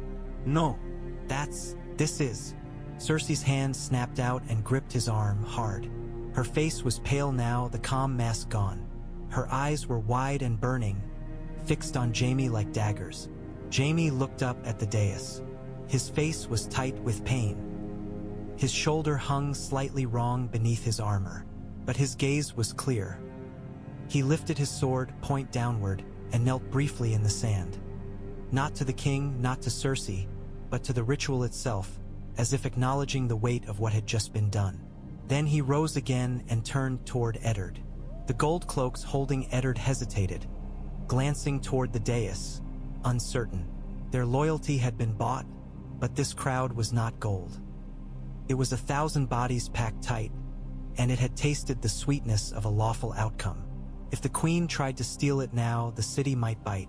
Barristan Selmy stepped forward into the ring, white cloak bright against sand stained red. His voice carried, clear and commanding. "The judgment is rendered," he declared. "Lord Eddard Stark is acquitted. He is to be released." Joffrey's face twisted with rage. "I am the king," he shrieked. "I decide. I decide." "You decide within the law," Barristan said, and the words were a blade wrapped in courtesy. Joffrey's eyes darted wildly, searching for support. He found ONL. Why fear in some faces, calculation in others? The faith was watching. The nobles were watching. The small folk were watching like wolves watching a wounded stag. Cersei leaned close to Joffrey, whispering fiercely. Eddard could not hear her words, but he saw the way Joffrey's jaw worked, the way his fingers clenched into fists. Jaime stepped toward Eddard, armor clinking softly. He stopped just short of the gold cloak spears. His voice was low, meant for Eddard alone. "Stay behind me," he murmured. Eddard's eyes narrowed. "They will not allow this," he whispered back. Jaime's mouth tightened. "Then we make them," he said, and there was something in his tone that reminded Eddard of the story Jaime had told in the Black Cells, of a king, of wildfire, of a choice made in firelight. Joffrey's voice rang out again, shrill and furious. "Seize him," he screamed, pointing at Eddard. "Seize the traitor. He." The crowd's chant faltered, confusion rippling. Gold cloaks shifted, spears wavering. Barristan's hand went to his sword hilt. Sandor Clegane's dark eyes fixed on Joffrey with something like contempt. Cersei straightened, her face hardening into something cold and final. Her gaze locked on Jaime. The look she gave him was not a sister's fury. It was a queen's promise of punishment. Jaime met it without flinching. Eddard felt the world teeter, balanced on the edge of a boy's tantrum and a woman's desperation. He thought of the parchment Varys carried toward Dragonstone. He thought of Arya somewhere in the city, small and alone. He thought of Sansa standing beside lions, trembling but alive. The gold cloaks nearest him looked uncertain, caught between command and crowd. One licked his lips, eyes darting. The spear tip wavered. Then, from above, Joffrey's voice dropped into something quieter, more dangerous. He leaned toward a thin man in black standing near the edge of the dais. Ser Island Payne, the king's justice, silent and expressionless. Eddard could not hear the words Joffrey whispered, but he saw the movement of the king's mouth, saw the intent in his eyes, and felt cold spread through him as if winter itself had breathed against his neck. Jaime's hand tightened on his sword. Barristan Selmy stood very still, as if waiting for the moment when duty would force him to choose between a crown and a conscience. And above them all, the great September spells began to toll. Slow, heavy, relentless, like a warning that the gods had spoken, and men were about to decide whether they would listen.